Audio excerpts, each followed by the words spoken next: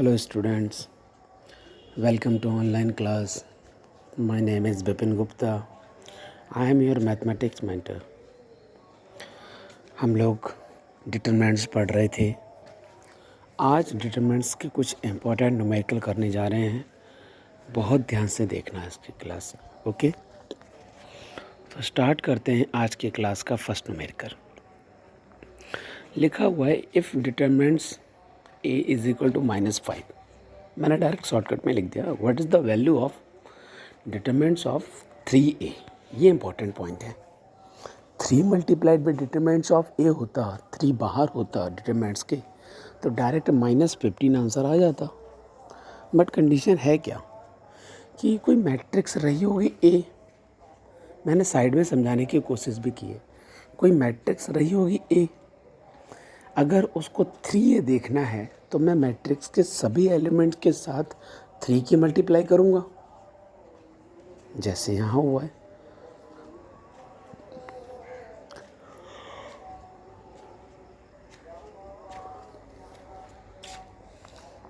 फिर अगला स्टेप क्या होगा, डिटरमिनेंट्स ऑफ 3a लिख दिया मैंने, तो मैंने मैट्रिक्स के ऊपर डिटरमिनेंट्स लगा दिया. अब एक डिटरमिनेंट्स है जिसमें सभी रो में 3 है, या फिर आप दूसरी लैंग्वेज में कह सकते हो कि जितने भी कॉलम हैं, जैसे 2 कॉलम है, दोनों में 3 अवेलेबल है. आप फर्स्ट रो से या फर्स्ट कॉलम से, व्हाटएवर जो भी आप कहना चाहो, तो मैं कहता हूँ फर्स्ट रो से आपने 3 कॉमन लिया और सेकंड रो से भी आपने 3 कॉमन लिया, तो बाहर 3 × 3 हो गया, मीन्स 9 हो गया. अंदर की जो डिटरमिनेंट्स है वो है आपकी ABCD. ठीक है, ये डिटरमिनेंट्स आपकी रह गई है. तो आओ ज़रा देखते हैं कि अब सिचुएशन क्या बन गई है कि अगर डिटरमिनेंट्स ऑफ 3a लिखा है और मैट्रिक्स A का ऑर्डर हमें पता है, क्योंकि क्वेश्चन में पहले से ही लिखा था कि इफ ऑर्डर इज़ 2a, मतलब 2 × 2, ये उसका ऑर्डर था. अब ऑर्डर हमें पता चलेगा उसमें 4 ही एलिमेंट हो सकते हैं, मतलब 2 रो होंगी जिसमें 2 एलिमेंट होंगे. तो ऑर्डर अगर 2 है तो याद रखना कि इस कंडीशन को ध्यान से देखो. ऑर्डर अगर 2 है, बाहर 3 आएगा तो 3 स्क्वायर हो जाएगा. अगर ऑर्डर मैट्रिक्स का 3 होता और यहाँ मान लो 3 लिखा है तो 3 की पावर 3 हो जाता. इतना बस आप समझ लो. ठीक है, तो 3 का स्क्वायर हो गया 9. फिर उसके बाद में डिटरमिनेंट्स ऑफ a से मल्टीप्लाई कर दिए तो ये आंसर आ गया 45. ठीक है, अब हम बात करते हैं सेकंड पार्ट की. कहता है कि डिटरमिनेंट्स a जो है वो 4 है और ऑर्डर है 3. ये आपके पास क्वेश्चंस लिखा होगा, बुक में देख लेना, और नहीं तो मैं बोल रहा हूँ, आप समझ गए.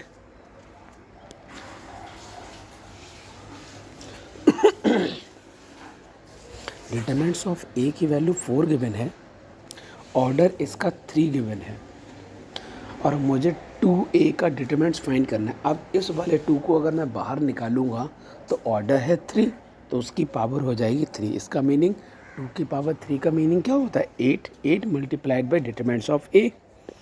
Determinants of a is 4, then result is 32. ठीक है,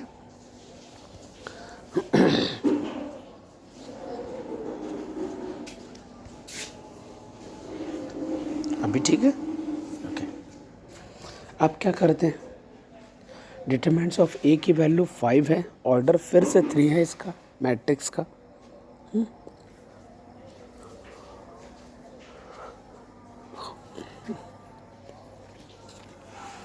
3a डिटरमिनेंट्स फाइंड करना है. 3 अगर मैंने कॉमन लेना है तो 3 की पावर 3 हो जाएगा, 3 की पावर 3 हो जाएगा. ठीक है, तो ये आपको मिलेगा 27 मल्टीप्लाइड बाई 5, और यहाँ से फाइनल आंसर आपका निकल जाएगा. अब अगला टारगेट, डिटरमिनेंट्स ऑफ a की वैल्यू -2 है, -5 × a, उसका डिटरमिनेंट्स फाइंड करना है. ऑर्डर फिर से 3 है, तो मैं किसी भी कांस्टेंट को बाहर निकालूंगा तो -5 अगर कांस्टेंट है, बाहर निकालते हैं तो पावर 3 हो जाएगा, multiplied by determinants of a.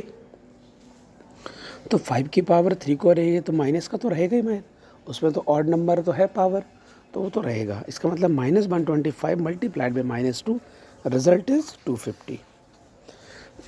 Okay, now next numerical लिखा है कि 3a डिटरमिनेंट्स ऑफ 3a लिखा है is equal to k multiplied by determinants of a when order is 3. ऐसी कंडीशन है. तो अगर मैं 3a में से 3 को बाहर निकालता हूँ, अभी ठीक है, इस 3 को अगर बाहर निकालता हूँ तो 3 की पावर 3 हो जाएगा into determinants of a is equal to k multiplied by determinants of a. दोनों तरफ डिटरमिनेंट्स ऑफ a है, इसका मतलब k की वैल्यू क्या हो गई 27. ठीक है, यही आपका फाइनल आंसर है. अब हम चलते हैं नेक्स्ट पार्ट पर.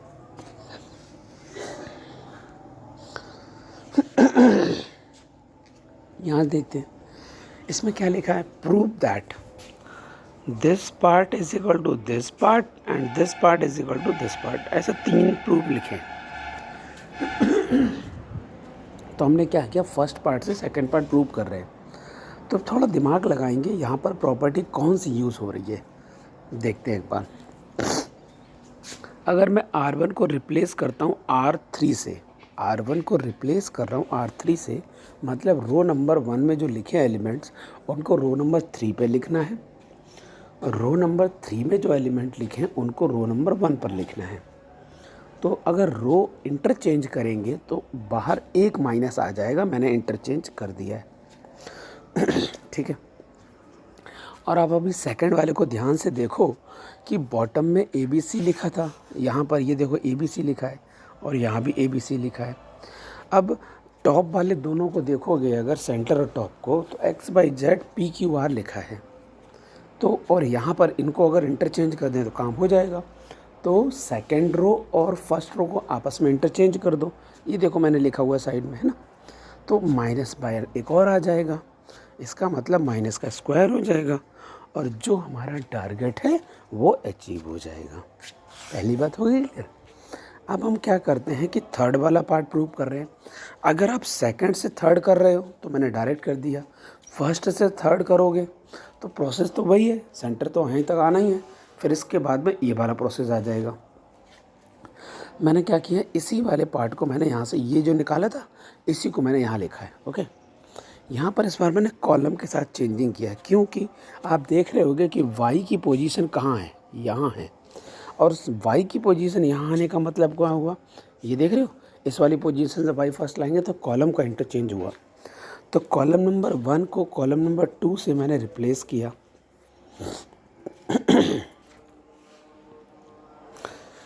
सबसे पहले तो मैं देख लेता हूँ मैंने वही लिखा है कि नहीं लिखा है, XYZ करेक्ट.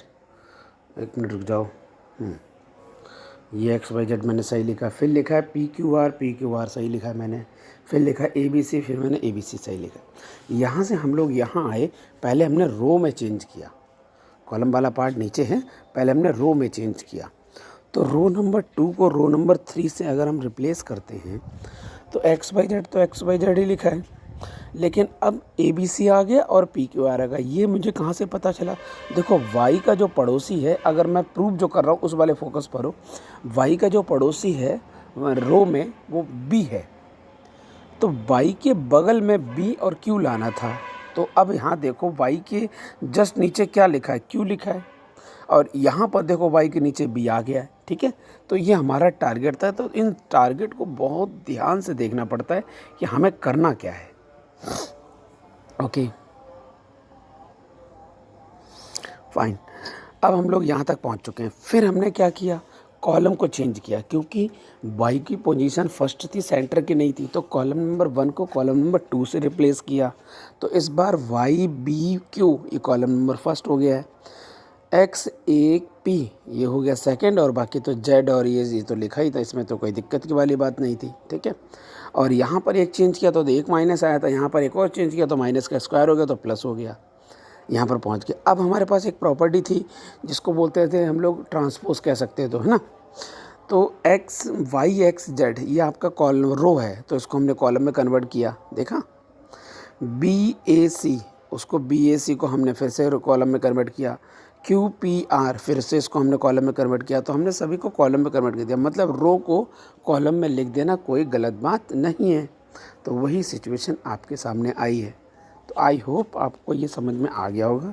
थोड़ा कॉम्प्लिकेटेड है, लेकिन एक बार ध्यान से देखोगे ना तो बहुत जल्दी समझ में आ जाएगा। अब हम बात करते हैं नेक्स्ट न्यूमेरिकल की। यहाँ पर क्या लिखा हुआ है, फर्स्ट रो में आप देख रहे होंगे a square b c, second row b square c a, third row c square a b. Proof क्या करना है, 1 a square a cube, 1 b square b cube, 1 c square c cube. अब आप देखना कि मैं क्या कर रहा हूँ कि रो नंबर 1 में ए की मल्टीप्लाई करता हूँ और रो नंबर 2 में बी की मल्टीप्लाई करता हूँ, रो नंबर 3 में सी की मल्टीप्लाई करता हूँ। बेनिफिट क्या होगा, अब ये मल्टीप्लाई करते हैं तो प्रॉपर्टी एक आपके पास है ना, सिक्स्थ प्रॉपर्टी जो हम लोगों ने पढ़ी थी, उसमें क्या पढ़ा था कि मान लो बाई चांस अगर आप मल्टीप्लाई कर रहे हो तो बाहर भी कोई चीज़ होनी चाहिए, क्योंकि जो अंदर रो में आपने मल्टीप्लाई की उसको हम पूरा पूरा बाहर ला सकते हैं। यही रूल था, क्योंकि मैट्रिक्स में क्या होता था, सभी के साथ मल्टीप्लाई होती थी। यहाँ पर सिंगल रो या सिंगल कॉलम के साथ, तो मैं सिंगल रो के काम कर रहा हूँ। तो आपने फर्स्ट रो में मल्टीप्लाई कर दी तो ये a square a cube a b c हो गया। सेकंड रो में बी से मल्टीप्लाई कर दी तो b square b cube a b c हो गया। थर्ड रो में आपने सी से मल्टीप्लाई कर दी, c square c cube a b c हो गया। बाहर भी आपने 1/, ए बी सी लिख दिया, क्योंकि घर मानी मनमानी तो है नहीं, कहीं भी मल्टीप्लाई कर दो तो मुझे डिवाइड भी करना पड़ेगा, तो मैंने डिवाइड किया। अब मैं क्या करता हूँ अब मैं कॉलम लेता हूँ, सॉरी कॉमन लेता हूँ।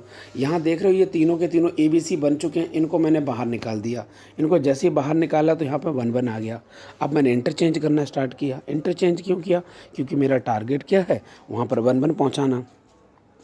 तो कॉलम नंबर 2 को कॉलम नंबर 3 से रिप्लेस कर दिया, पहली बात, क्योंकि लास्ट में मैं यहाँ देख रहा हूँ जो मुझे प्रूव करना है उसमें ए cube B cube C cube last में है और यहाँ सेंटर में है। तो मैंने क्या किया, इंटरचेंज इनका आपस में कर दिया।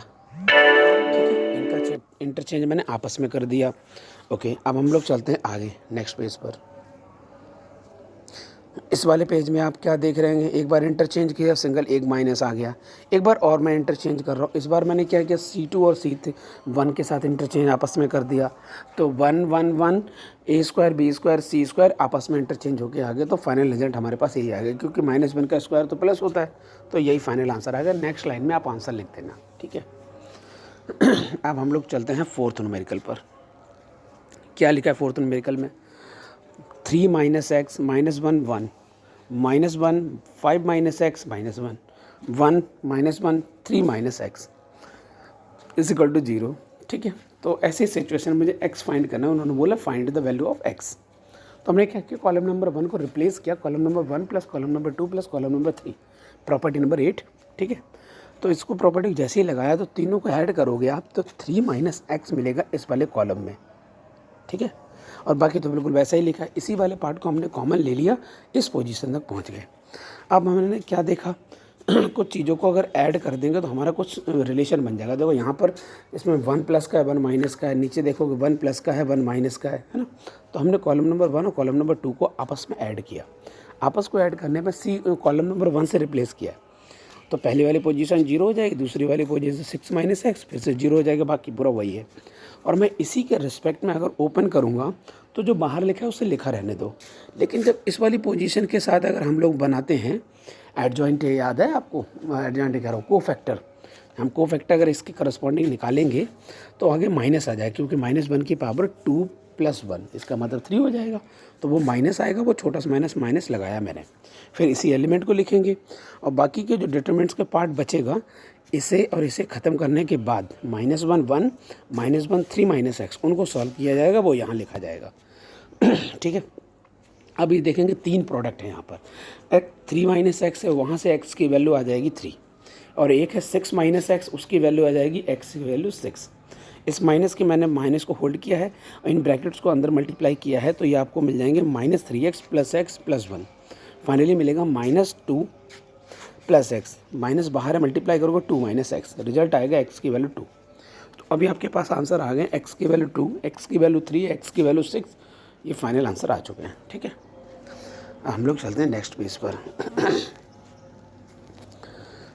भैया न्यूमेरिकल में क्या है, इफ़ स्मॉल s की value a + b + c given है, ठीक है। और ये बोला है कि इससे आप ये प्रूव कर दो 2s क्यूब।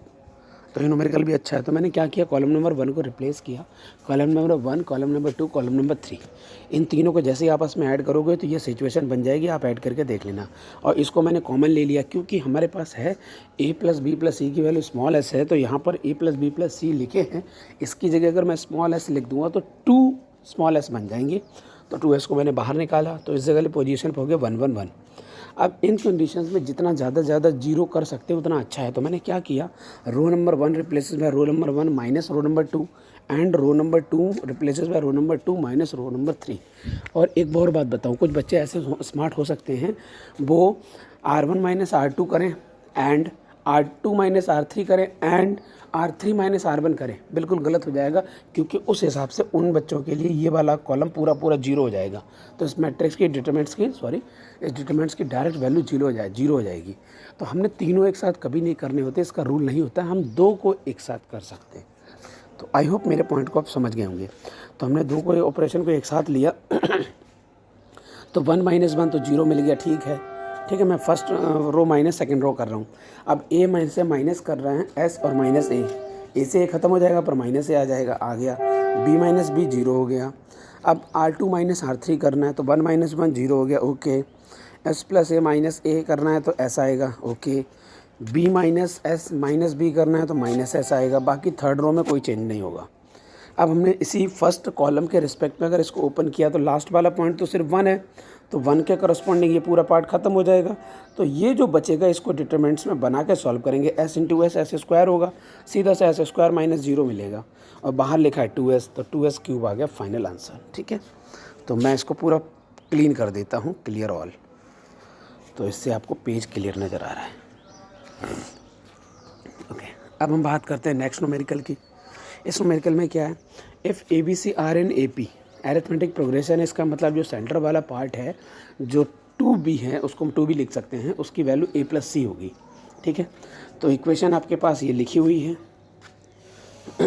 ये इक्वेशन आपके लिखी हुई है। इसमें मैंने क्या किया, C2 में से C1 को माइनस किया है, C2 replaces bye C2 minus C1। उससे देखो बेनिफिट क्या होगा, उससे बेनिफिट होगा कि कॉलम नंबर सेकंड बिल्कुल एक जैसा निकल के आ जाएगा, आ गया। उसको मैंने बाहर कॉमन ले लिया और यहाँ पर सब जगह 1 1 आ गया है। अब मैंने क्या किया, R1 और R3 को आपस में ऐड किया और R1 पर रिप्लेस किया। ऐसा बेनिफिट क्यों आया इससे, क्योंकि यहाँ पर A और C को अगर मैं आपस में ऐड करूँगा तभी तो a प्लस c बनेगा और उसकी वैल्यू 2 भी हम लोग लिख सकते हैं, इसलिए मैंने किया। तो आपने देखा होगा कि इसको मैंने जैसे ही यहाँ पर, ये तो कॉमन लिया है, यहाँ पर मैंने इसको ये देखो a प्लस c लिखा है, ठीक है। अगली सिचुएशन में इसको मैंने 2 भी लिख दिया होगा, ठीक है। और यहाँ पर सबके को मैंने R1 और R3 को ऐड किया तो सभी के सभी 2 के मल्टीपल हैं, इन सभी से मैंने 2 कॉमन लिया, ठीक है। और इनको 2 कॉमन लेने के बाद जैसे ही मैंने यहाँ पर देखो कॉमन लिया तो ये हो गया 6 और यहाँ मिल गया 3y प्लस 5 और ये 1 और ये मिल गया 9y प्लस b। अब आप देखें कि column row number 1 and row number second दोनों की दोनों बिल्कुल एक जैसी हैं। तो अगर सिमिलर बन जाए पैरेलल कॉलम रोज तो आंसर 0 आता है, तो आपका आंसर 0 आ गया, ठीक है। सो थैंक यू स्टूडेंट्स, आज की क्लास यहीं एंड करते हैं, गुड बाय।